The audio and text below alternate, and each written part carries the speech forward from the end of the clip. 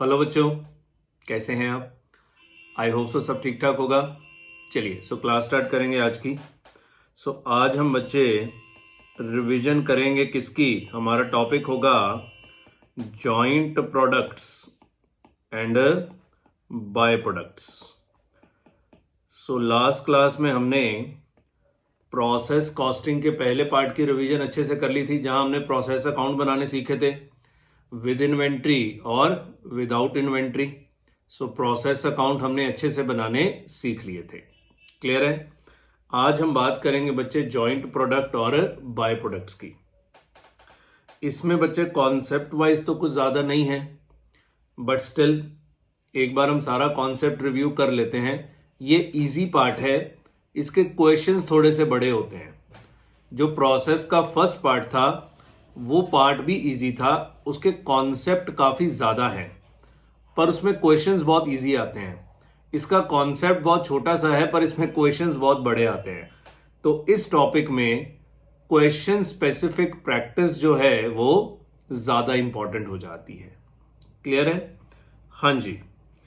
पहली बात is what is the meaning of joint products. ये जॉइंट प्रोडक्ट्स क्या होते हैं? जॉइंट प्रोडक्ट्स का मतलब होता है कि आपने एक सिंगल इनपुट डाला। लेट से आपने डाला रॉ मटेरियल एक्स 10,000 kg। आपने 10,000 kg का रॉ मटेरियल एक्स डाला। एक इनपुट से जब हम एक से ज्यादा प्रोडक्ट बना लेते हैं, तो मान लो आपने 3 प्रोडक्ट बना लिए, product A, product B, product C, और इन सारे प्रोडक्ट्स की सिग्निफिकेंट वैल्यू एग्जिस्ट करती है, मतलब ये मेजर प्रोडक्ट है सारे के सारे, then such products are known as the joint products. तो इन प्रोडक्ट्स को जॉइंट प्रोडक्ट्स बोला जाता है। जॉइंट प्रोडक्ट्स क्या है? सिंगल इनपुट होना चाहिए, एक से ज्यादा प्रोडक्ट निकलने चाहिए। इसका प्राइम एग्जांपल क्या है? मान लो आप मिल्क को प्रोसेस करते हैं। मिल्क को प्रोसेस करना मतलब बॉयल करते हैं। आप हलवाई हैं, है ना, और आपने मिल्क को बॉयल किया। तो बॉयल करके कुछ मिल्क का आपने खोया बना दिया, मुझे नहीं पता इसको अंग्रेजी में क्या बोलते हैं। कुछ मिल्क का आपने चीज यानी कि पनीर बना दिया। कुछ मिल्क को आपने एज इट इज बेच दिया। ये सब चीजें करते हैं हम लोग, हाँ के ना? यस। और भी कुछ हो सकता है। This is the prime example of joint product कि एक सिंगल इनपुट थी, सिंगल इनपुट को यूज करके आपने एक से ज्यादा आउटपुट जनरेट कर दिए। This is known as the concept of joint products. क्या सबकी सिग्निफिकेंट मार्केट वैल्यू है? बिल्कुल है। अच्छा एक बात बताओ, मान लो मैंने 100 kg मिल्क बॉयल किया, तो क्या 100 kg में से मान लो मैंने 40 kg खोए के लिए रखा, पनीर के लिए मैंने 50 kg रखा, और 10 kg मैंने एज इट इज मिल्क बेच दिया। क्या सिर्फ बॉयल करने से ही वो खोया या चीज बन जाएगा? नहीं। खोया बनाने के लिए इसको फर्दर क्या करना पड़ेगा? प्रोसेस भी करना पड़ेगा। चीज बनाने के लिए इसको भी आपको फर्दर प्रोसेस करना पड़ेगा। हाँ, इसको आपको फर्दर प्रोसेस करने की जरूरत नहीं है, बिकॉज ये तो आपने एज इट इज बेच देना है। जहां मैंने मिल्क को प्रोसेस करके बॉयल करके अलग अलग किया, इस पॉइंट को बोलते हैं, कौन सा पॉइंट? Split of point. जहां मैंने मिल्क को प्रोसेस करके अलग अलग किया, that point is known as the split of point. इस पॉइंट को स्प्लिट ऑफ पॉइंट बोला जाता है। क्लियर हो गई बात? स्प्लिट ऑफ पॉइंट के बाद कोई भी प्रोडक्ट स्प्लिट ऑफ पॉइंट के बाद नहीं बनता, ज्यादातर उसको फर्दर प्रोसेस करना पड़ता है in order to make the final product. But कई बार क्या होता है कि हम उसको स्प्लिट ऑफ पॉइंट पे एज इट इज ही बेच देते हैं बिना फर्दर प्रोसेस किए हुए। क्या यह भी हो सकता है कि कंपनी थोड़ा सा खोया एज इट इज बेच रही है और थोड़े से को फर्दर प्रोसेस कर रही है मिठाई बनाने के लिए? यस, क्योंकि खोए से आगे मिठाई बनेगी ना। सो थोड़ा सा खोया एज इट इज बेच दिया, थोड़ा सा फर्दर प्रोसेस किया। तो फर्दर प्रोसेस भी कई तरह के हो सकते हैं। ये तो जस्ट मैं आपके दिमाग में एक बाइफर्केशन क्रिएट कर रहा हूं कि पहले आता है split of point. Split of point मतलब जहां ये सारे प्रोडक्ट्स को अलग अलग किया गया, उसके बाद हो सकता है किसी प्रोडक्ट को फर्दर प्रोसेस किया जाए, और यह भी हो सकता है किसी प्रोडक्ट को फर्दर प्रोसेस ना किया जाए और उसको स्प्लिट ऑफ पॉइंट पे एज इट इज बेच दिया जाए। कुछ प्रोडक्ट्स होंगे जिनकी स्प्लिट ऑफ पॉइंट पे सिग्निफिकेंट मार्केट वैल्यू एग्जिस्ट करेगी, और कुछ प्रोडक्ट होंगे जिनकी स्प्लिट ऑफ पॉइंट पे कोई मार्केट वैल्यू होगी ही नहीं, उनको आपको फर्दर प्रोसेस करना ही पड़ेगा। इसका और प्राइम एग्जांपल चलता है कि आप क्रूड ऑयल को प्रोसेस करें, तो इसी क्रूड ऑयल से आपका पेट्रोल बनता है, इसी क्रूड ऑयल से आपका डीजल बनता है, इसी क्रूड ऑयल से आपका कैरोसिन बनता है, इसी क्रूड ऑयल से आपका एलपीजी बनता है। क्या सारे प्रोडक्ट्स की सिग्निफिकेंट मार्केट वैल्यू है? बिल्कुल है। क्लियर है? तो सब प्रोडक्ट्स की सिग्निफिकेंट मार्केट वैल्यू एग्जिस्ट करती है। This concept is known as the concept of joint products. Clear हो गई बात? समझ आ गया? नाउ द क्वेश्चन अराइजेस, इसमें करना क्या होता है? मान लो आप प्रोसेस अकाउंट बनाते हो, ध्यान से सुनना। आप प्रोसेस अकाउंट बनाते हो, बिल्कुल आपको प्रोसेस अकाउंट बना के दिखा रहे हैं, रेट का कॉलम नहीं बना रहा मैं। Units amount, units amount. क्यों मैं कहता हूं कि ये प्रोसेस अकाउंट्स की ही एक्सटेंशन है? हमारी बुक में ये सिंगल चैप्टर क्यों बना हुआ है? बिकॉज ये प्रोसेस अकाउंट्स की ही एक्सटेंशन है। फिर बोल रहा हूं, स्टडी मटेरियल में ये 2 चैप्टर हैं, तो रिवीजन में मैं 2 अलग अलग चैप्टर्स में अपलोड कर रहा हूं, पेपर में दोनों के क्वेश्चंस आ जाते हैं। सो यूनिट्स अमाउंट, यूनिट्स और अमाउंट। हाँ जी। सो मान लो आपने मटेरियल डाला 1000 kg at the rate of 20 पर kg, तो ये 20,000 हो गया आपका। ठीक है। फिर आपने इसके ऊपर डायरेक्ट लेबर लगाई, आपने 30,000 रुपए की डायरेक्ट लेबर लगा दी। फिर आपने इसके ऊपर फैक्ट्री ओवरहेड्स लगा दिए, मान लो आपने 50,000 के फैक्ट्री ओवरहेड्स लगा दिए। कोई नॉर्मल लॉस नहीं, कोई अब नॉर्मल लॉस नहीं, छोड़ दो। बाय फिनिश्ड आउटपुट, अभी तक क्या होता था कि एक ही आउटपुट होती थी, पर अभी तो जॉइंट प्रोडक्ट्स हैं, तो मान लो आपके 2 प्रोडक्ट बन गए, प्रोडक्ट एक्स और प्रोडक्ट वाई। 1000 kg आपने प्रोसेस किया, आपने 600 kg प्रोडक्ट एक्स बना दिया और 400 kg आपने प्रोडक्ट वाई बना दिया।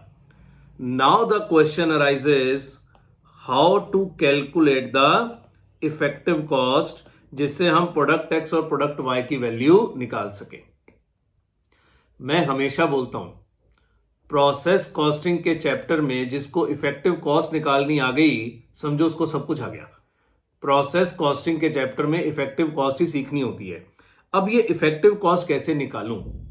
क्योंकि आगे तो एक ही प्रोडक्ट होता था, तो मेरा फॉर्मूला होता था normal cost divided by normal output. पर अभी नॉर्मल आउटपुट 2 प्रोडक्ट्स की है, तो बच्चे मुझे देखना पड़ेगा कि ये जो मेरी टोटल कॉस्ट है, हमारी टोटल कॉस्ट कितनी बैठ रही है? 5, 3, 8 और 2, 10, 1 लाख। इस टोटल कॉस्ट को बोलते हैं अब जॉइंट कॉस्ट 1 लाख। इस 1 लाख में से कितना हिस्सा प्रोडक्ट एक्स के ऊपर इनकर किया और कितना हिस्सा प्रोडक्ट वाई के ऊपर इनकर किया? So we have to segregate the joint cost amongst the joint products. हमें जॉइंट कॉस्ट को जॉइंट प्रोडक्ट्स में क्या करना पड़ेगा? सेग्रीगेट करना पड़ेगा। सो ये सेग्रीगेट, मान लो, मन से बोल रहा हूं कि आपकी 72,000 की कॉस्ट प्रोडक्ट एक्स पे लगी, मन से बोल दिया मैंने, और 28,000 की कॉस्ट प्रोडक्ट वाई पे लगी। बस फिर तो हो गया काम।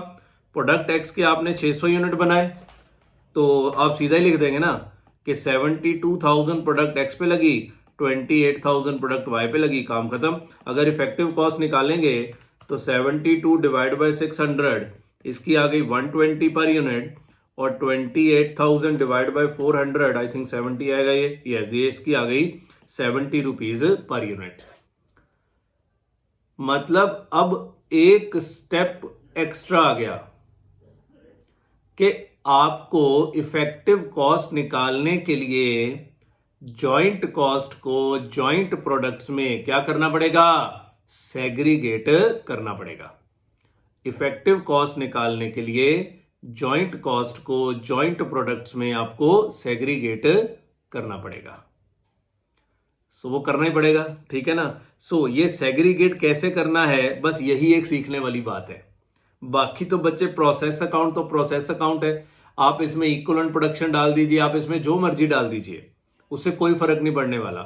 सिर्फ एक ही स्टेप एक्स्ट्रा है कि पहले आउटपुट एक प्रोडक्ट की होती थी, अब आउटपुट एक से ज्यादा प्रोडक्ट्स की होगी। सो आपने जो कॉस्ट इनकर करी है जॉइंट कॉस्ट, उसको आपको जॉइंट प्रोडक्ट्स में क्या करना पड़ेगा, सेग्रीगेट करना पड़ेगा। और ये सेग्रीगेशन के टोटल हमारे पास 7 मेथड्स हैं, वही 7 मेथड्स हमें सीखने हैं और ये हमारा टॉपिक पूरा हो जाता है। 2 तरह के क्वेश्चंस आएंगे, एक तो ये कि प्रोसेस अकाउंट बना के दिखाओ, दूसरे आते हैं कि वो प्रोसेस अकाउंट मांगता ही नहीं है, वो कहता है सिर्फ जॉइंट कॉस्ट बांट के दिखा दो, मैं इतने से ही खुश हो जाऊंगा। वो एक ही सवाल में आपसे 3 या 4 मेथड्स लगवाता है और वो कहता है कि जॉइंट कॉस्ट बांट के दिखा दो, बस मेरी खुशी इसमें ही है कि आप मुझे जॉइंट कॉस्ट बांट के दे दीजिए। तो हमें सीखना पड़ेगा how to segregate the joint cost amongst the joint products. Clear हो गई बात, समझ आ गया। चलिए जी, सो इसका मतलब सेकंड बात में हम सीखेंगे methods of segregation of joint products, joint cost, sorry, methods of segregation of joint cost. Clear है, समझ आ गई बात। मैं आपको एक डाटा दे देता हूं ताकि हर एक में मैं डाटा लगा के आपको करा दूं, ठीक है। मैं एक ही एग्जांपल लूंगा, हर एक सवाल में उसी एग्जांपल से करा दूंगा। मान लो आपके 2 जॉइंट प्रोडक्ट हैं, जॉइंट प्रोडक्ट एक्स और जॉइंट प्रोडक्ट वाई। दोनों की आउटपुट आपको दी हुई है केजी में, इसकी 1000 केजी, इसकी 500 केजी। ये आपको दिया हुआ है selling price at split of point, कि अगर आप इनको फर्दर प्रोसेस ना करें और स्प्लिट ऑफ पॉइंट पे ही बेच दें तो ये बिकेगा 15 रुपए पर केजी के हिसाब से और ये बिकेगा 20 रुपीज पर केजी के हिसाब से। फिर आप चाहें तो इनको फर्दर प्रोसेस भी कर सकते हैं, तो फर्दर प्रोसेसिंग कॉस्ट दी हुई है। मान लो इसकी फर्दर प्रोसेसिंग कॉस्ट 4000 है, इसकी फर्दर प्रोसेसिंग कॉस्ट 3000 है। तो फर्दर प्रोसेस करके अगर बेचेंगे तो सेलिंग प्राइस बढ़ जाएगा। तो selling price after further processing, selling price after further processing, मान लो इसका सेलिंग प्राइस आता है फर्दर प्रोसेसिंग के बाद 21 रुपए और इसका सेलिंग प्राइस आता है फर्दर प्रोसेसिंग के बाद 24 रुपए। बच्चे बढ़ जाएगा ना, जब खोए को एज इट इज बेचोगे तो खोए का रेट अलग है, पर जब उसकी बर्फी बना के बेचोगे तो बर्फी का रेट अलग है और बर्फी का रेट ज्यादा होता है खोए से, ठीक है ना। बस जी, सो ये डाटा है। मैं ऑलमोस्ट सारे मेथड्स आपको इसी डाटा से लगा के दिखा दूंगा। यही डाटा होता है, इतना बड़ा क्वेश्चन वो बना के देते हैं, पर होती ये काम की 4 ही बातें हैं। एक, आउटपुट कितनी है, दूसरा selling price at split of point कितना है, तीसरा फर्दर प्रोसेसिंग कॉस्ट कितना है और चौथा selling price after further processing कितना है। बस आइए जी, सो पहला मेथड है आउटपुट मेथड या वेट मेथड। अच्छा, पहली बार ये 7 मेथड क्यों है बच्चे? 7 मेथड इसलिए हैं कि प्रैक्टिकली डिफरेंट सिचुएशंस में हमें डिफरेंट मेथड लगाना पड़ेगा। सो किस सिचुएशन में कौन सा मेथड लगाना है, ये एक कॉस्ट अकाउंटेंट की डिस्क्रिशनर के ऊपर है कि कौन सा मेथड उसको कौन सी सिचुएशन में सूटेबल लगता है। तो इंस्टीट्यूट कहता है इनको सारे मेथड पढ़ा दीजिए, प्रैक्टिकली ये खुद सोचेंगे, ठीक है ना। तो आउटपुट मेथड क्या कहता है कि जो भी आपकी आउटपुट है सीधा आप जॉइंट कॉस्ट आउटपुट की रेशो में बांट दीजिए। देखो मैंने सब कुछ दे दिया पर जॉइंट कॉस्ट मैंने दी ही नहीं। सो जॉइंट कॉस्ट है मान लो 1,00,000। नहीं ये तो बहुत ज्यादा हो जाएगा। जॉइंट कॉस्ट है मान लो आपकी 15,000। सो 15,000 आपकी जॉइंट कॉस्ट है। क्वेश्चन आपसे क्या क्या मांग सकता है मैं सब कुछ बताऊंगा आपको। मैं फिर कहता हूं कॉस्ट अकाउंटिंग में ये बात बहुत इंपॉर्टेंट होती है कि जो क्वेश्चन में मांगा गया है आप वो आंसर करेंगे। ये नहीं कि मैं जो सीख के आया हूं वो आंसर करूंगा कि हाँ सर ने तो मुझे सिखाया था कि हर क्वेश्चन में जॉइंट कॉस्ट ही सेग्रीगेट करनी है। बच्चे वो किसी क्वेश्चन में कहेगा जॉइंट कॉस्ट सेग्रीगेट करके दिखाइए, किसी क्वेश्चन में कहेगा प्रॉफिट निकाल के दिखाइए, किसी क्वेश्चन में कहेगा क्लोजिंग स्टॉक की वैल्यूएशन करके दिखाइए। समझ रहे हो ना? सो वो कब कब क्या क्या बोलेगा हम कुछ नहीं कह सकते। सो आपको हर चीज समझ में आनी चाहिए। सो आउटपुट मेथड कहता है कि बहुता ना सोचो, जो भी आउटपुट आई है आउटपुट की रेशो में जॉइंट कॉस्ट को बांट दीजिए। सो जैसे प्रोडक्ट एक्स और प्रोडक्ट वाई हैं, सो आउटपुट कितनी है? आउटपुट है केजी में 1000 और 500। तो आउटपुट की रेशो क्या बन गई? 2:1। तो चुपचाप जॉइंट कॉस्ट है 1,00,000 की, उसको 2:1 की रेशो में बांट दीजिए। सो ये आ गया 6,667, नहीं 1,00,000 नहीं 15,000 की है ना। सो 15,000 को 2:1 की रेशो में बांटोगे तो पहले का आएगा 10,000 और दूसरे का आएगा 5,000। ये पहला क्वेश्चन होगा, वो कहेगा जॉइंट कॉस्ट को बांट दीजिए। इसी सवाल में वो आपसे प्रॉफिट भी मांग सकता है कि आप मुझे प्रोडक्ट का प्रॉफिट भी निकाल के दिखाइए। बच्चे प्रॉफिट हमेशा निकालने के लिए selling price after further processing relevant होता है, ये ध्यान रखिएगा। मान लो वो आपसे प्रॉफिट मांगता है, सो मैं यहां लिखूंगा selling price after further processing. Input output ratio same है, मतलब अगर आपने एक्स के 1000 यूनिट बनाए हैं तो फर्दर प्रोसेसिंग के बाद भी वो 1000 ही हैं।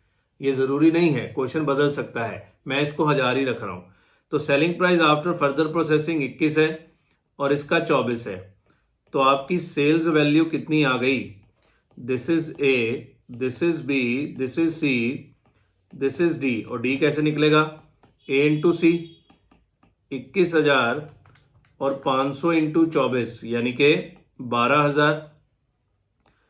इसमें से फर्दर प्रोसेसिंग कॉस्ट माइनस करिए। सो फर्दर प्रोसेसिंग कॉस्ट है 4,000 और 3,000, 4,000 और 3,000। इसमें से जॉइंट कॉस्ट भी माइनस करिए, तो जॉइंट कॉस्ट कितनी आई? 10,000 और 5,000 और ये आ गया आपका प्रॉफिट।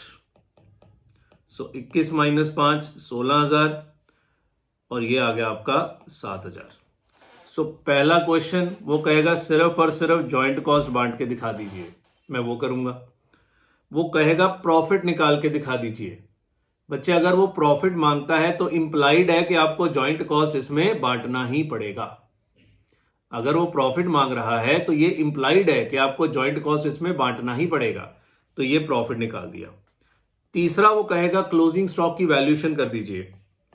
मान लो क्वेश्चन कहता है, मैं यहां देता हूं कि units of closing stock, units of closing stock हैं इसके 200 और इसके 100 या इसके 70। ये आपके यूनिट्स ऑफ क्लोजिंग स्टॉक है। मतलब आपने 1000 का आउटपुट किया, 200 क्लोजिंग स्टॉक बच गया, तो बाकी 800 बेच दिया, बाकी 800 आपने बेच दिया। क्वेश्चन कहेगा क्लोजिंग स्टॉक की वैल्यूएशन कर दीजिए। सो बच्चे क्लोजिंग स्टॉक की वैल्यूएशन तो कॉस्ट ऑफ प्रोडक्शन पे होती है और कॉस्ट ऑफ प्रोडक्शन में दोनों कॉस्ट आती हैं, joint cost plus further processing cost. तो आपकी जॉइंट कॉस्ट है 10,000, फर्दर प्रोसेसिंग कॉस्ट 4,000, तो टोटल कॉस्ट 14,000। 14,000 कितनी आउटपुट के लिए? 1,000 के लिए, तो 200 के लिए कितना? सिमिलरली आपकी 5 प्लस 3 8,000 जॉइंट कॉस्ट है। 8,000 कितने के लिए? 500 के लिए, तो 70 के लिए कितना? ये 3 ही चीजें वो आपसे मांग सकता है, चौथी कोई चीज वो नहीं मांगेगा। ज्यादा से ज्यादा कहेगा प्रॉफिट का परसेंटेज निकाल दीजिए। तो परसेंटेज कैसे निकलता है? Profit divided by sales value into 100। So profit का परसेंटेज वो आपसे मांग सकता है। बस ये 4 ही चीजें वो आपसे मांगेगा। बस इन्हीं चारों में वो आपको उलझाता रहेगा और आप उलझते रहोगे। सो उलझना बिल्कुल नहीं है, ये ध्यान रखिएगा। मैं यहां एक और बात लिख दूं कि यूनिट सोल्ड कितने हैं। सो यूनिट सोल्ड है आपके यहां पे हैं 800 और यहां पे है आपके 430। मतलब 1000 का आउटपुट है, 800 बेच दिया, 200 बच गया। ध्यान रखना बच्चे, गलती क्या करेंगे, जॉइंट कॉस्ट बांटने के लिए कोई भी मेथड आ जाए, सातों में से कोई भी मेथड आ जाए, आपको आउटपुट ही लेनी है। आपको ना तो यूनिट सोल्ड लेने हैं, ना ही क्लोजिंग स्टॉक लेना है। जॉइंट कॉस्ट बांटने के लिए आपको क्या कंसिडर करनी है, आउटपुट ही कंसिडर करनी है। आपको ना तो यूनिट सोल्ड कंसिडर करने हैं और ना ही आपको क्लोजिंग स्टॉक कंसिडर करना है। बच्चे रिवीजन में मेरा टारगेट होता है आपको हर चीज दिखा दी जाए, क्योंकि मुझे पता है क्वेश्चंस क्या क्या आपसे पूछने वाला है। सो मैं हर चीज आपको दिखा दूंगा। पहले मैंने बताया प्रोसेस अकाउंट कैसे बनाया जाएगा, पर अब मैं आपको बता रहा हूं कि अगर वो प्रोसेस अकाउंट नहीं मांगता तो वो आपसे क्या क्या मांगेगा। वो जॉइंट कॉस्ट बंटवाएगा, वो प्रॉफिट निकलवाएगा, वो प्रॉफिट का परसेंटेज निकलवाएगा, और किसी किसी क्वेश्चन में बोलेगा कि क्लोजिंग स्टॉक का वैल्यूएशन भी कर दीजिए। और मेन बात आपको बता रहा हूं कि जॉइंट कॉस्ट बांटने के लिए हमेशा क्या रेलेवेंट होती है, आउटपुट रेलेवेंट होती है। ना तो यूनिट सोल्ड रेलेवेंट होते हैं और ना ही closing stock. So this is the first method. अब मैं सिर्फ जॉइंट कॉस्ट बांट के दिखाऊंगा बाकी मेथड्स में, बिकॉज प्रॉफिट निकालने का तरीका समझ में आ गया, क्लोजिंग स्टॉक वैल्यूएशन का तरीका समझ में आ गया। बदलेगा तो सिर्फ क्या, जॉइंट कॉस्ट बांटने का तरीका। क्लियर है। सो ये था जी पहला मेथड। दूसरा मेथड है sales value of output. Sales value of output at split of point method. Sales value of output at split of point method. बच्चे मैं किसी मेथड को क्रिटिसाइज नहीं कर सकता, कौन अच्छा है कौन बुरा है। वैसे बता दूं, सेकंड मेथड सबसे बढ़िया है। फर्स्ट मेथड कहता है कि आप आउटपुट देखिए, सेकंड मेथड कहता है कल आउटपुट ना देखिए, ये भी देखिए कि स्प्लिट ऑफ पॉइंट पे उसका सेलिंग प्राइस कितना है, और सेल वैल्यू को कंसिडर करिए। बिकॉज हो सकता है कि जो प्रोडक्ट महंगा है उस पर खर्चा भी ज्यादा हुआ हो, और जो प्रोडक्ट सस्ता है उस पर खर्चा भी कम हुआ हो। क्या ये हो सकता है? बिल्कुल हो सकता है कि जो प्रोडक्ट महंगा है उस पर खर्चा ज्यादा हुआ हो, जो प्रोडक्ट सस्ता है उस पर खर्चा कम हुआ हो। सो आप सेल्स वैल्यू देखिए कहां पे, एट स्प्लिट ऑफ पॉइंट। ये सबसे बढ़िया मेथड माना गया है। अब ध्यान से, सेल वैल्यू लेनी है पर यूनिट सोल्ड की नहीं, आउटपुट की। मैं बार बार बोल रहा हूं, ये गलती होने वाली है। जिस क्वेश्चन में उसने यूनिट सोल्ड और क्लोजिंग स्टॉक अलग अलग दे दिया, तो बच्चा आपको दोनों का टोटल करके आउटपुट निकालनी पड़ेगी, और आपको आउटपुट की सेल्स वैल्यू लेनी है। बिकॉज जो कॉस्ट इनकर हुई है वो टोटल आउटपुट के लिए हुई है। आपने कितने यूनिट्स बेचे ये मैटर नहीं करेगा, वो प्रॉफिट निकालने के लिए मैटर करेगा, अदरवाइज वो मैटर नहीं करेगा। वैसे मैंने ये प्रॉफिट सही नहीं निकाला, बिकॉज ये जो प्रॉफिट मैंने निकाल दिया ये मैंने टोटल यूनिट्स के लिए निकाल दिया। मैंने बाद में बताया था यूनिट सोल्ड इतने हैं। सो ये टेक्निकली गलत है। ये 1000 यूनिट का प्रॉफिट मैंने निकाल दिया, पर एक्चुअली में आपने 800 यूनिट बेचे थे, तो आपको इसको 800 में कन्वर्ट करना पड़ेगा।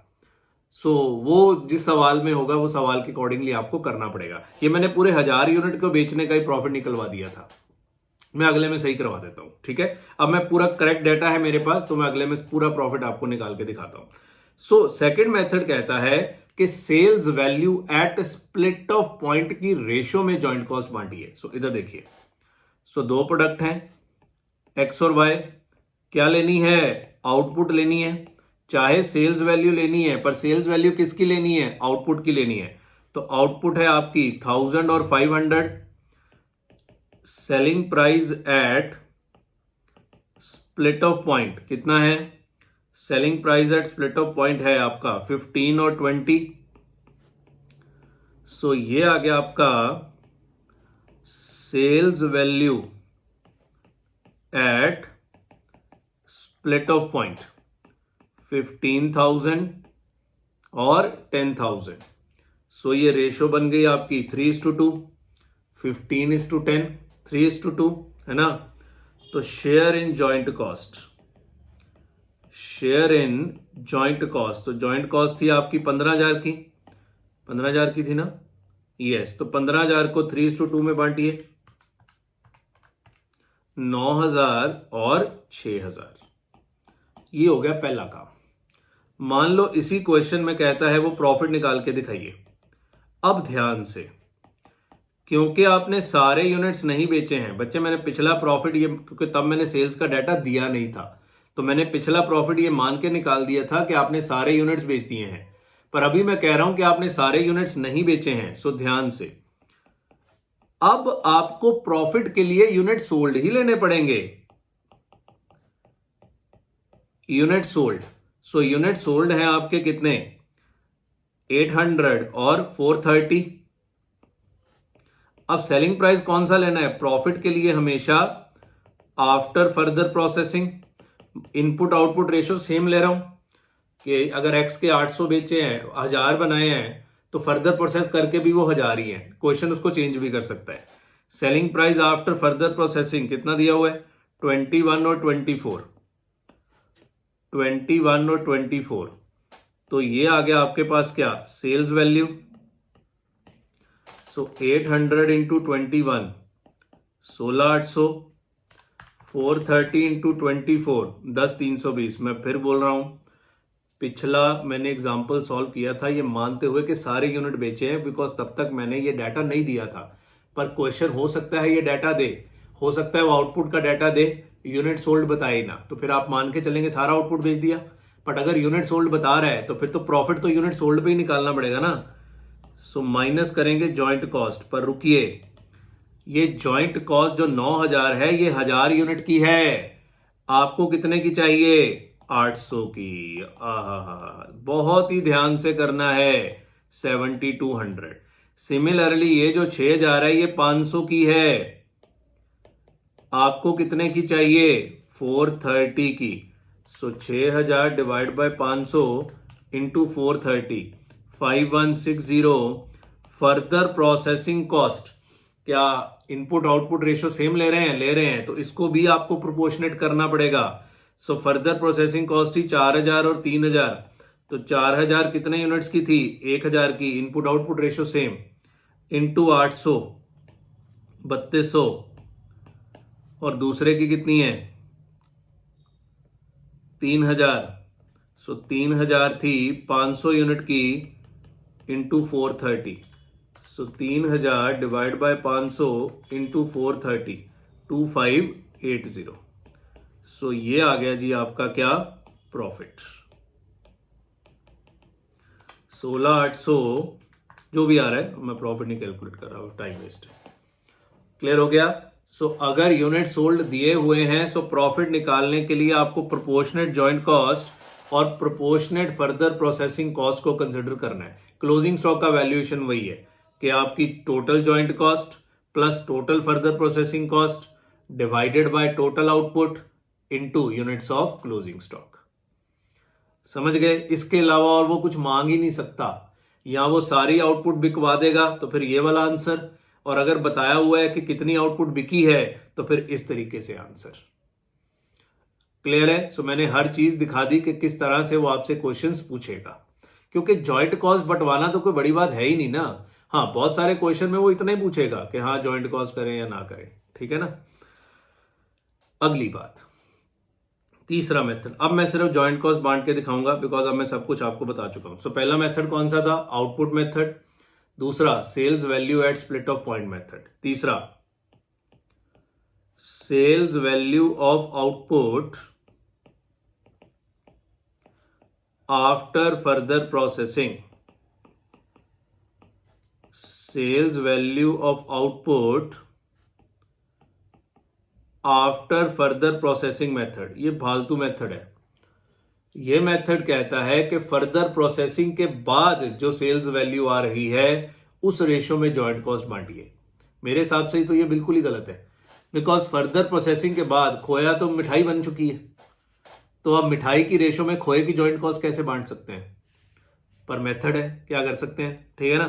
तो ये मेथड कहता है कि sales value of output after further processing लीजिए।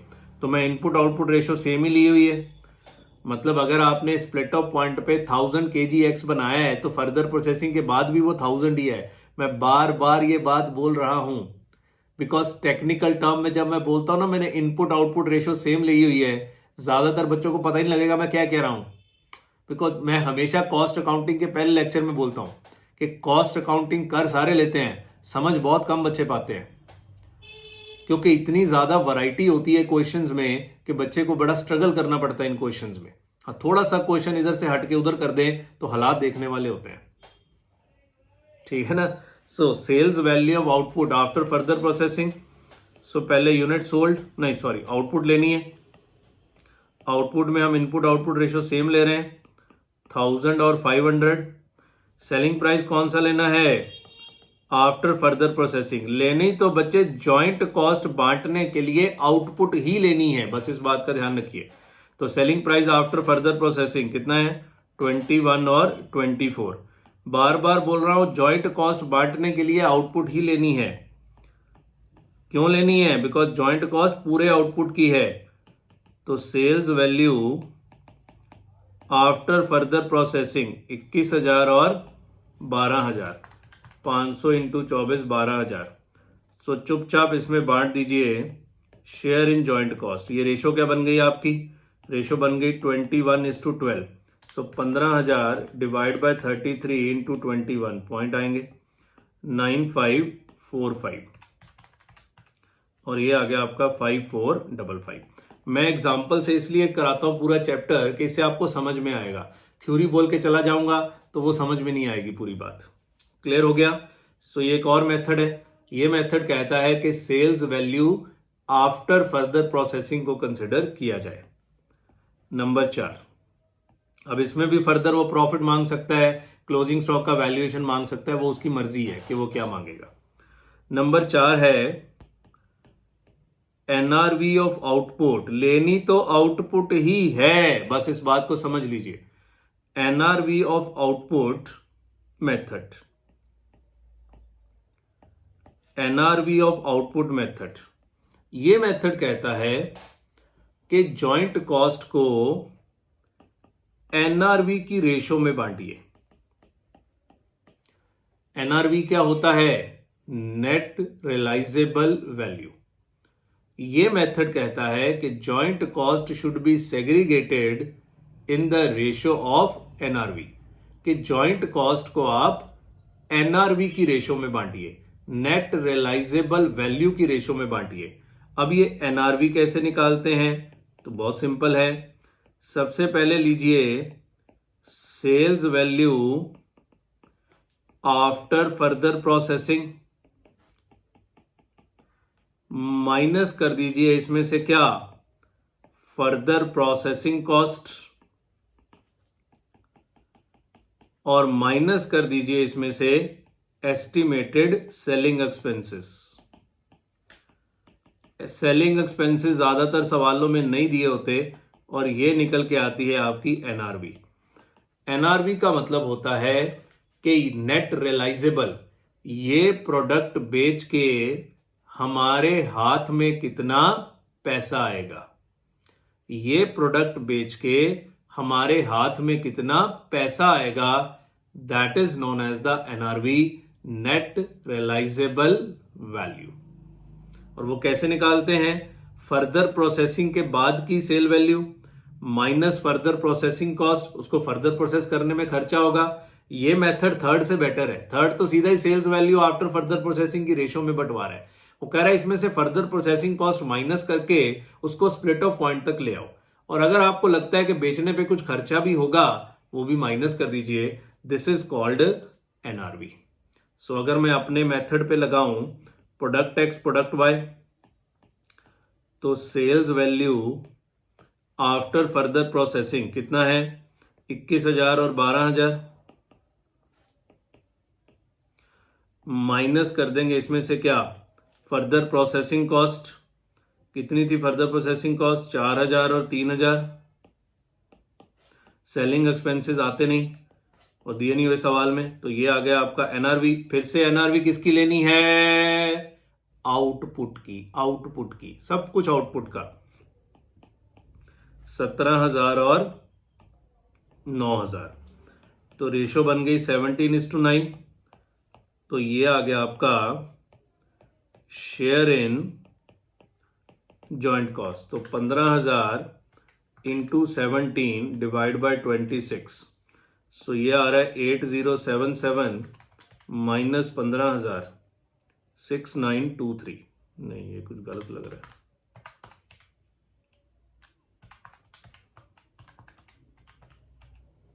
$9808 मैंने बोला ना, क्योंकि इतना पास पास कैसे आ सकता है।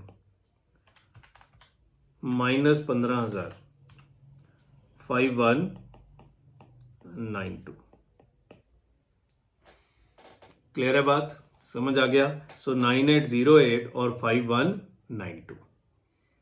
ओके, सो ये है जी NRV of output after further processing.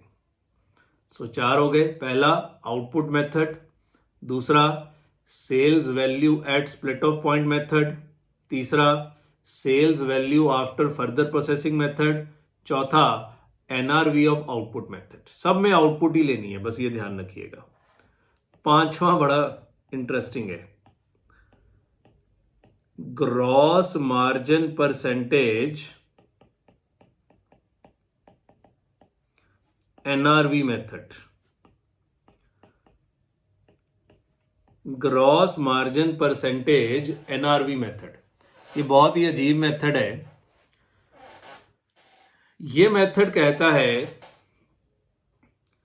कि जॉइंट कॉस्ट को हम बैलेंसिंग फिगर निकालेंगे। मैंने कहा जी मतलब वगैरह। देखो, मान लो कि हम किसी प्रोडक्ट की आपको सेल्स वैल्यू दे दें, उसका प्रॉफिट आपको बता दें, तो सेल्स वैल्यू में से प्रॉफिट निकाल दो। तो जानते हो ये इस प्रोडक्ट की टोटल कॉस्ट आ गई। अब टोटल कॉस्ट दो ही होती हैं, joint cost plus further processing cost. Minus कर दीजिए इसमें से फर्दर प्रोसेसिंग कॉस्ट, तो अपने आप ये क्या निकल आएगा? Joint cost. उल्टा चलो कि sales value, final sales value after further processing, sales value after further processing उठाओ, उसमें से प्रॉफिट माइनस करो, टोटल कॉस्ट आ गई। फर्दर प्रोसेसिंग कॉस्ट माइनस करो, तो अपने आप निकल के आएगा क्या? Share in joint cost. Okay, बस एक ही पंगा है, सर ये प्रॉफिट कहां से आएगा? क्योंकि sales value after further processing तो सवाल में दिया हुआ है, फर्दर प्रोसेसिंग कॉस्ट भी सवाल में दी हुई है। एक ही चीज चाहिए, प्रॉफिट। वो कह रहा है प्रॉफिट हम क्वेश्चन से ही निकाल लेंगे। कांस्टेंट ग्रॉस मार्जिन परसेंटेज, इस मेथड का नाम है कांस्टेंट ग्रॉस मार्जिन परसेंटेज। मैंने कहा बताओ फिर ये प्रॉफिट कैसे निकालोगे वगैरह। सुनो, सबसे पहला काम है आप ग्रॉस प्रॉफिट निकालो। Calculation of gross profit. मैंने कहा जी ये कैसे निकालोगे? वो कह रहे सुनो, दोनों प्रोडक्ट को इकट्ठा कर दो और इनकी टोटल सेल्स वैल्यू बताओ after further processing. Total sales value after further processing दोनों प्रोडक्ट की बताओ। मैंने कहा जी 21,000 और 12,000। ध्यान रखना आउटपुट ही लेनी है। 33,000, बिल्कुल ठीक। माइनस कर दो इसमें से further processing cost total 4,000 plus 3,000, दोनों प्रोडक्ट को इकट्ठा कर दो, ये आ गया कितना? 7,000। माइनस कर दो इसमें से जॉइंट कॉस्ट, बिकॉज इकट्ठी जॉइंट कॉस्ट तो आपको पता ही है, ये आ गई 15,000। ये आ गया जी ग्रॉस प्रॉफिट। दोनों प्रोडक्ट को इकट्ठा करके ग्रॉस प्रॉफिट निकाल लो, ये आ गया 11,000। बस इसी ग्रॉस प्रॉफिट रेशियो को यूज कर लो। अब जीपी रेट निकाल लो। 11,000 डिवाइडेड बाय 33 इंटू 100, सो ये आ गया आपका 1/3। 33.33% करोगे तो पॉइंट्स आ जाएंगे। बेटर है आप क्या ले लीजिए? 1/3 ले लीजिए। इस जीपी रेट को यूज कर लो। इसीलिए इस मेथड का नाम है कांस्टेंट ग्रॉस मार्जिन। हम मान के चले कि दोनों प्रोडक्ट्स का ग्रॉस मार्जिन सेम है। हालांकि गलत अजम्पशन है, मुझे भी पता है, पर बच्चे मेथड है, ठीक है ना। अगर आपको बुरा लगता है ना लगाइए, बट पेपर में तो लगाना पड़ेगा। प्रैक्टिकली अगर बुरा लगता है तो ना लगाइए। सो ये मेथड कहता है कि दोनों प्रोडक्ट्स की एवरेज जीपी निकाल लो और मान लो कि दोनों प्रोडक्ट का जीपी रेट वही है। अब जॉइंट कॉस्ट निकाल लो, ये लो एक्स और वाई, सेल्स वैल्यू उल्टा चलो, अब 21,000 और 12,000 माइनस कर दो इसमें से प्रॉफिट 1/3। सो 21,000 का 1/3 7,000, 12,000 का 1/3 4,000। सो ये आ गई आपकी टोटल कॉस्ट 14,000, 8,000 माइनस कर दीजिए इसमें से फर्दर प्रोसेसिंग कॉस्ट 4,000 और 3,000, तो अपने आप निकल के आएगा क्या, शेयर इन जॉइंट कॉस्ट कितना 10,000 और 5,000। बस आ गया ना 15। देखो क्लियर हो गई बात, समझ आ गया। सो ये थोड़ा इंटरेस्टिंग मेथड है, थोड़ा बड़ा मेथड है, बिकॉज इसमें स्टेप 1 में आपको पहले ग्रॉस प्रॉफिट निकालना पड़ता है, फिर जीपी रेट निकालनी पड़ती है, फिर बैक कैलकुलेशन रिवर्स कैलकुलेशन करके हम क्या निकालते हैं, शेयर इन जॉइंट कॉस्ट निकालते हैं। रिवर्स कैलकुलेशन के जरिए शेयर इन जॉइंट कॉस्ट निकाला जाता है। ओके, आई होप सो बात समझ में आ गई, कोई इतनी मुश्किल बात नहीं थी। सो ये काफी इंटरेस्टिंग मेथड है, बड़ा मेथड है, इसको करने में थोड़ा समय भी लगता है। सो ये था आपका constant gross margin percentage NRB method. नाम भी समझ आ गया कि इसको कांस्टेंट क्यों बोलते हैं, बिकॉज दोनों प्रोडक्ट का जीपी रेट हमने कांस्टेंट अज्यूम किया। It is nothing but the average GP rate only. Okay, sixth method, reverse cost method. Reverse cost method, ये मेथड भी इसी तर्ज पे ही चलता है, बिकॉज ये भी तो रिवर्स कॉस्ट ही है कि अपन उल्टा चल के क्या निकाल ली, कॉस्ट निकाल ली। Then what is the difference between constant gross margin method और reverse cost method. Reverse cost method में प्रॉफिट परसेंटेज आपको गिवन होगा। यस, अगर प्रॉफिट परसेंटेज गिवन होगा तो फिर ये सीधा थोड़ा निकल आएगा शेयर इन जॉइंट कॉस्ट, वो रेशो निकलेगी और उस रेशो में हम जॉइंट कॉस्ट बांटेंगे। जैसे मैं एग्जांपल देता हूं, सो दो प्रोडक्ट के एक्स और वाई मैं डाटा में डाल दूं, चलो वहीं पे दे देते हैं, अब डाटा को चेंज करना है। सो मान लो आपको दोनों का जीपी रेट दिया हुआ है, इसका जीपी रेट है 20%। अच्छा, एक और बात बता दूं, ये जो constant gross margin percentage method है, इसमें ये पॉसिबल है कि किसी प्रोडक्ट की जॉइंट कॉस्ट नेगेटिव आ जाए। कॉस्ट कभी नेगेटिव नहीं होती, पर इस मेथड में ये हो सकता है। ये इस मेथड की खामी है। मैंने क्लास में अच्छे से नोट भी लिखवाया हुआ है कि ये इस मेथड की खामी है कि हो सकता है कि किसी प्रोडक्ट की जॉइंट कॉस्ट जो है वो नेगेटिव आ जाए। सो आने दो, उसका मैंने मीनिंग भी लिखवाया हुआ है कि उसका मीनिंग है कि ये product joint cost bear, Y product जो है वो joint cost bear, further processing cost के अलावा प्रोडक्ट एक्स की जॉइंट कॉस्ट भी बेयर कर रहा है। वो छोड़ दो, क्यों आ रहा है नेगेटिव, उसका अर्थ क्या है वो हमें नहीं चाहिए होता, पर ये एक ही मेथड है जिसमें पॉसिबल है कि आपकी जॉइंट कॉस्ट नेगेटिव आ जाए, बिकॉज हम तो बैलेंसिंग फिगर निकाल रहे हैं। वो बैलेंसिंग फिगर कुछ भी हो सकता है। मैंने क्लास में एक बड़ा गंदा सा सवाल कराया था, बुक का ही क्वेश्चन था, और उसमें वो नेगेटिव आ गया था।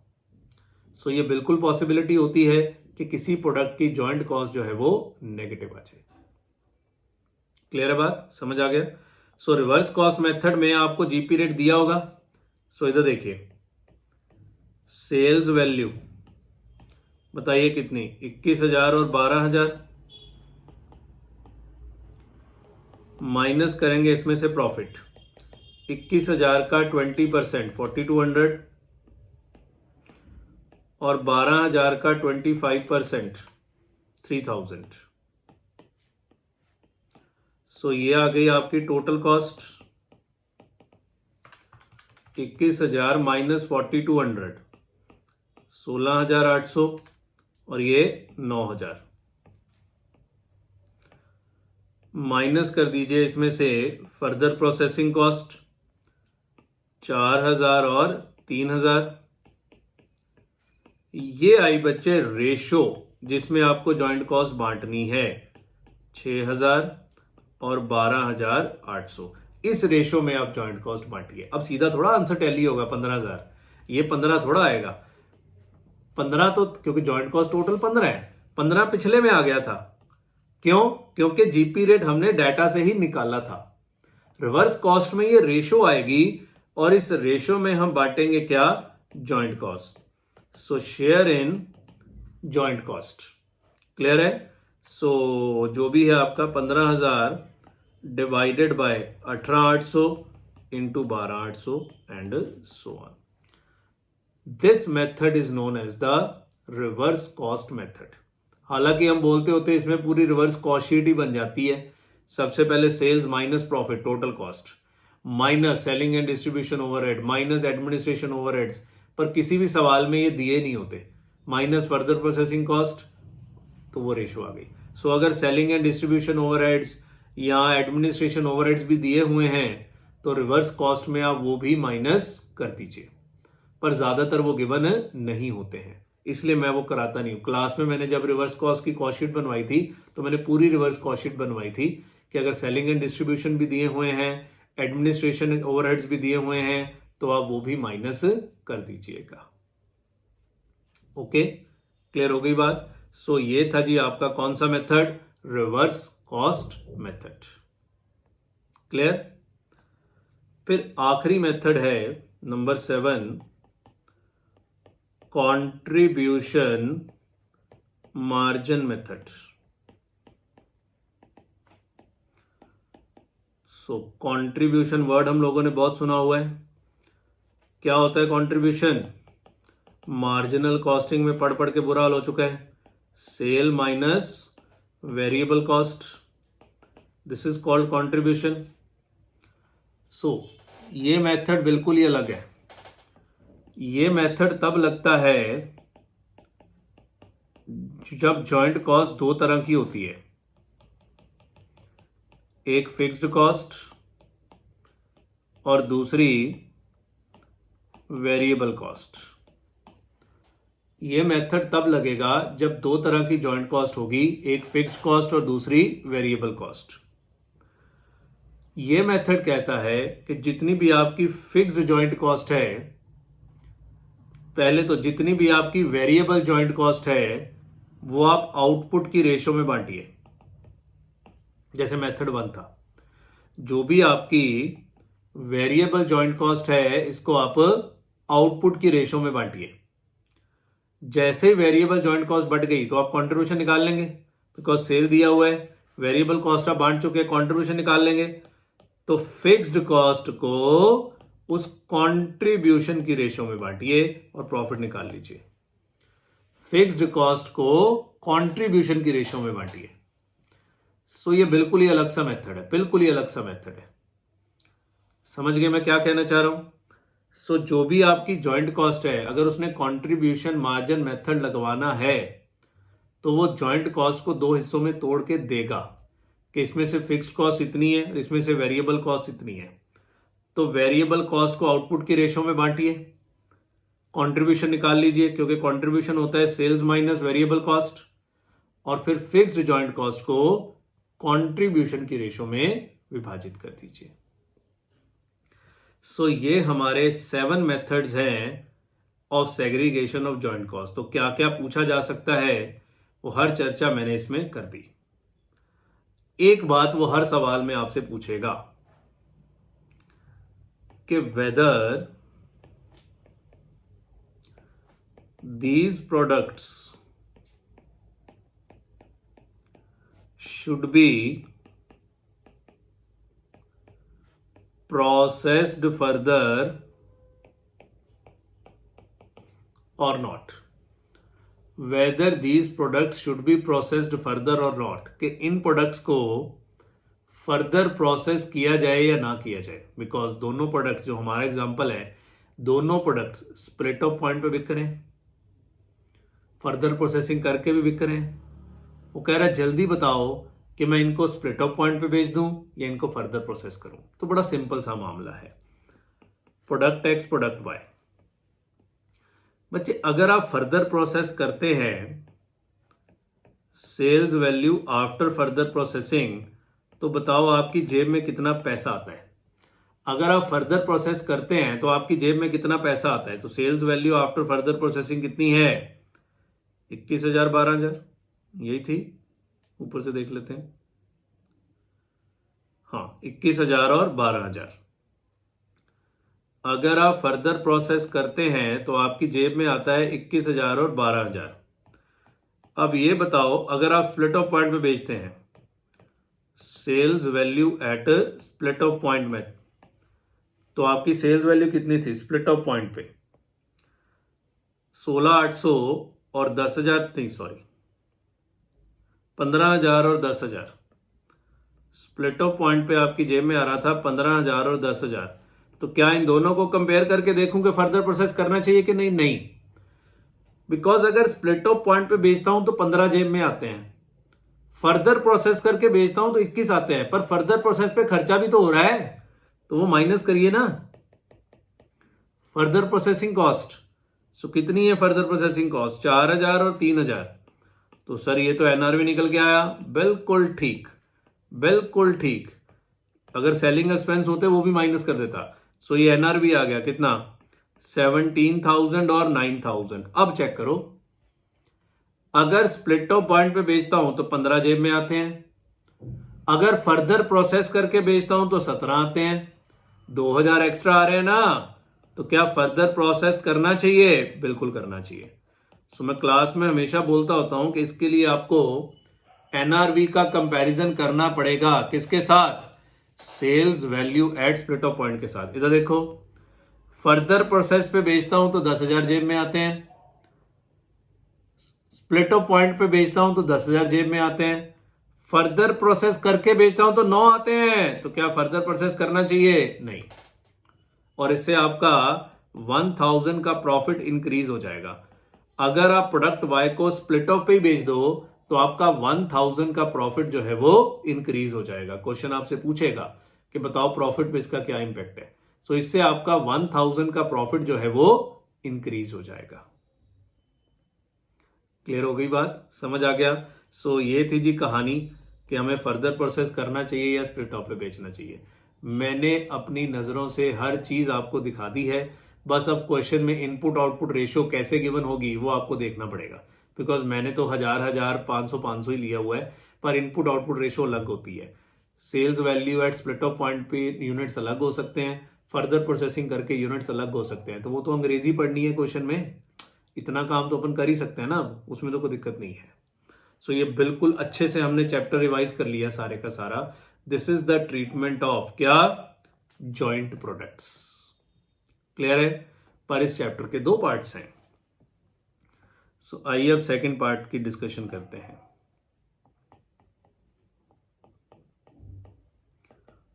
ट्रीटमेंट ऑफ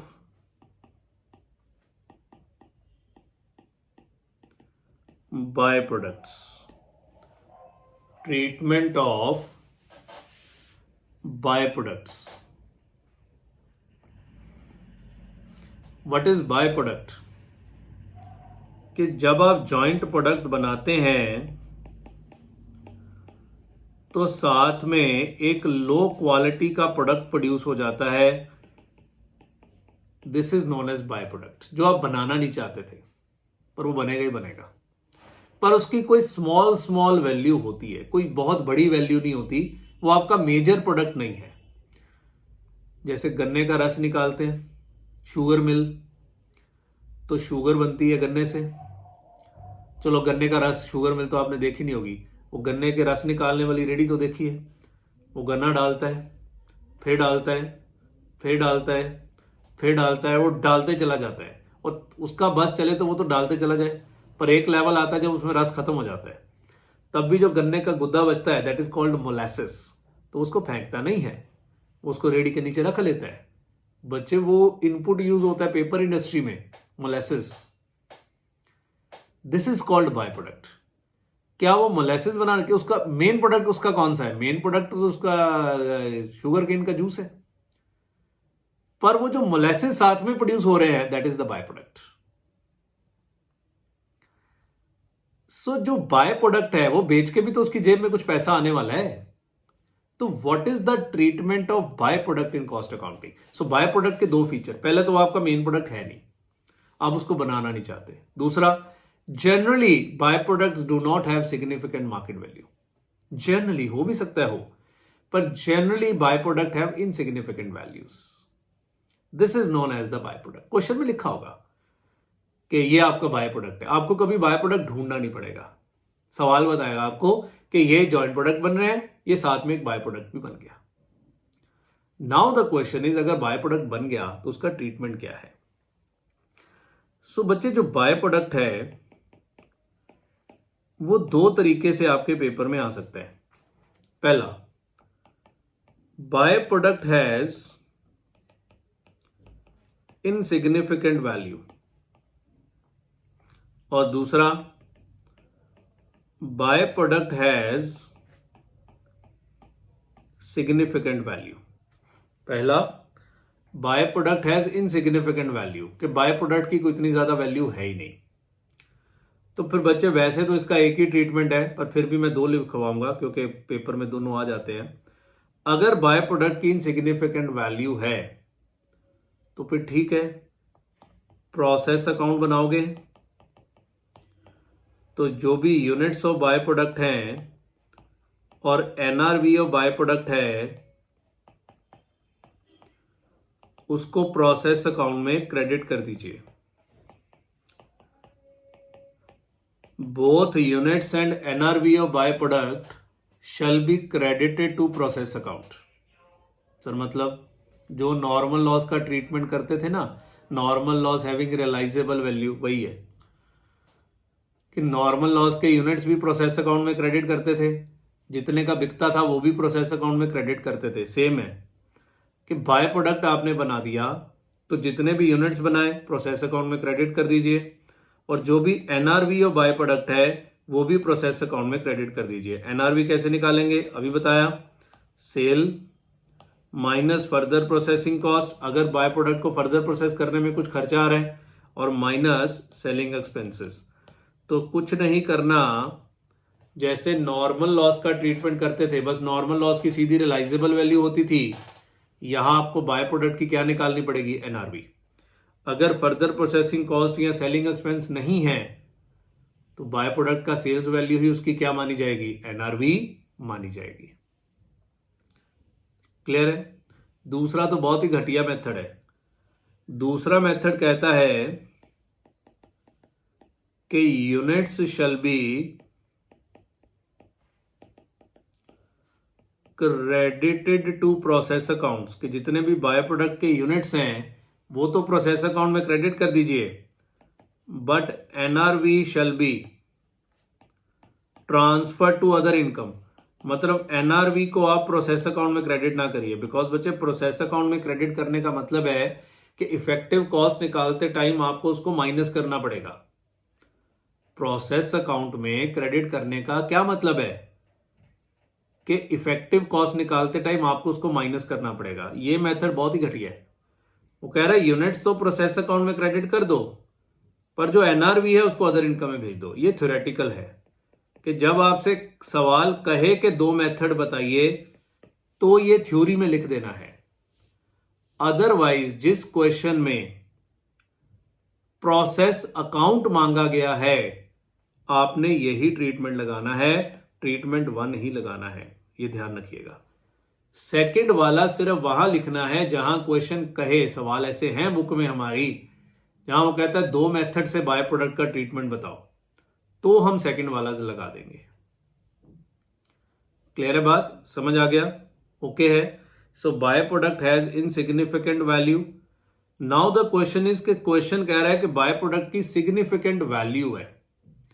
बाय प्रोडक्ट की सिग्निफिकेंट वैल्यू है। अब आपको बच्चे बाय प्रोडक्ट को जॉइंट प्रोडक्ट की तरह ही ट्रीट करना पड़ेगा और इसमें भी जॉइंट कॉस्ट बांटनी पड़ेगी। और एक ट्रेजेडी है कि जहां बाय प्रोडक्ट एक सिग्निफिकेंट प्रोडक्ट है, जॉइंट कॉस्ट बांटनी है, वो सारे क्वेश्चन रिवर्स कॉस्ट मेथड के तहत ही सॉल्व होते हैं। पेपर में जिस सवाल में प्रॉफिट का परसेंटेज दिख जाए, समझ लो रिवर्स कॉस्ट मेथड लगना है, बिकॉज प्रॉफिट का परसेंटेज और किसी मेथड में चाहिए ही नहीं होता। ऐसे क्वेश्चन पास्ट एग्जाम्स में आए हैं जहां यह बताया नहीं गया कि रिवर्स कॉस्ट मेथड लगाइए। सो ये मैं हिंट दे रहा हूं आपको, अगर परसेंटेज ऑफ प्रॉफिट दिया हुआ है तो ये इंप्लाइड है कि आपको जो आंसर करना है वो रिवर्स कॉस्ट मेथड के तहत ही करना है, बिकॉज टोटल 7 मेथड्स में से सिर्फ एक रिवर्स कॉस्ट मेथड है जहां हमें परसेंटेज ऑफ प्रॉफिट की जरूरत पड़ती है। अदरवाइज तो किसी मेथड में हमें परसेंटेज प्रॉफिट की जरूरत पड़ती ही नहीं है। सिर्फ एक यही मेथड है जहां हमें परसेंटेज ऑफ प्रॉफिट की जरूरत पड़ती है। क्लियर हो गई बात? सो अगर बाय प्रोडक्ट की सिग्निफिकेंट वैल्यू है तो उसको जॉइंट प्रोडक्ट मानिए, उसमें भी जॉइंट कॉस्ट एग्रीगेट करिए, और ये सारे क्वेश्चन रिवर्स कॉस्ट मेथड के ही है। आने को कोई और भी आ सकता है, पर आएगा नहीं ना, मुझे पता है इनका कि जो सवाल बने होते हैं ये लोग वही डालते हैं। सो ये रिवर्स कॉस्ट मेथड के तहत ही सॉल्व इसको किया जाएगा। ओके, समझ आ गई बात? क्लियर है? सो this is the treatment of by product. ये क्वेश्चन अलग आते हैं, ये जो इनसिग्निफिकेंट वैल्यू वाला है ना, ये प्रोसेस अकाउंट में ही कोई पॉइंट डाल देते हैं, पर ये सिग्निफिकेंट वैल्यू वाले के क्वेश्चंस अलग आते हैं। That's it. सो ये हमारा पूरा चैप्टर हमने बड़े अच्छे से कंप्लीट कर लिया। एक बात का और ध्यान रखिएगा कि अगर क्वेश्चन साइलेंट है then use sales value at split of point method. अगर क्वेश्चन साइलेंट है तो आप sales value at split of point method ही यूज करिएगा। If question is silent then use sales value at split of point method. Okay, so इस बात का ध्यान रखिएगा। बहुत सारे क्वेश्चंस ऐसे आए हैं, 2-3 हैं ऐसे बुक में जहां साइलेंट रहता है। So that's it. So study material के अकॉर्डिंगली ये 2 अलग अलग चैप्टर हैं। वैसे भी क्लास 1 बनाते तो बहुत बड़ी बन जाती। सो हमने 2 अलग अलग क्लासेस के जरिए आपको पूरे प्रोसेस अकाउंट को रिवाइज करा दिया।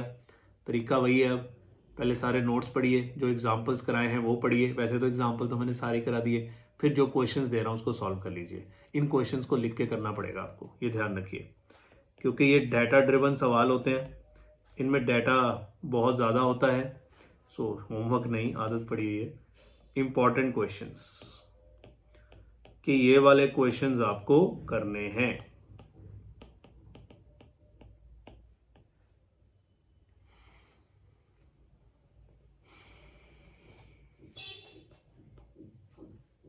लिखिए जी, क्वेश्चन नंबर 45, क्योंकि अपने तो 44 से आगे ये चैप्टर शुरू हो जाता है अपनी बुक में।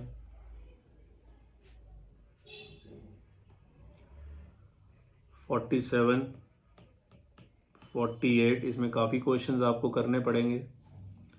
49, ये 49 वही है जहां बाय प्रोडक्ट को एक मेन प्रोडक्ट की तरह ट्रीट करते हैं और रिवर्स कॉस्ट मेथड लगाते हैं। 51,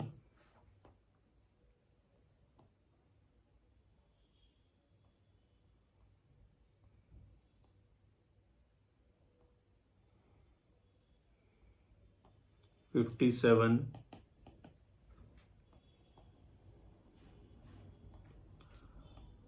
58, 59, ये काफ़ी क्वेश्चंस आपको करने पड़ेंगे इसमें, क्योंकि इसमें बहुत अच्छे अच्छे क्वेश्चंस हैं। 60 सारे ही करने पड़ेंगे मुझे तो लगता है। 61, 62, ये तो सारे ही सवाल बहुत अच्छे हैं। 63, 64 सारे ही करने पड़ेंगे जी, एक एक क्वेश्चन क्लास में कराया हुआ है। ये रहने दो।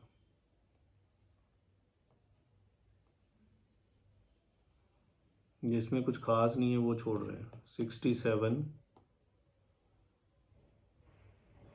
68, 69,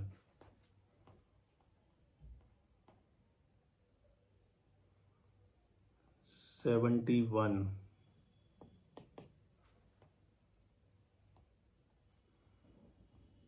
73, 74, my God, 75 और 76। कोशिश करिएगा जितने आप लिख के कर पाएं, बिकॉज इसमें से अलग क्वेश्चन आपके पेपर में आएगा। क्लियर है? सो ध्यान रखिएगा, कोशिश करिएगा कि मैक्स टू मैक्स क्वेश्चंस आप इसमें लिख के कर पाएं। ठीक है, चलिए जी, ऑल द बेस्ट, बहुत बहुत धन्यवाद, बाय।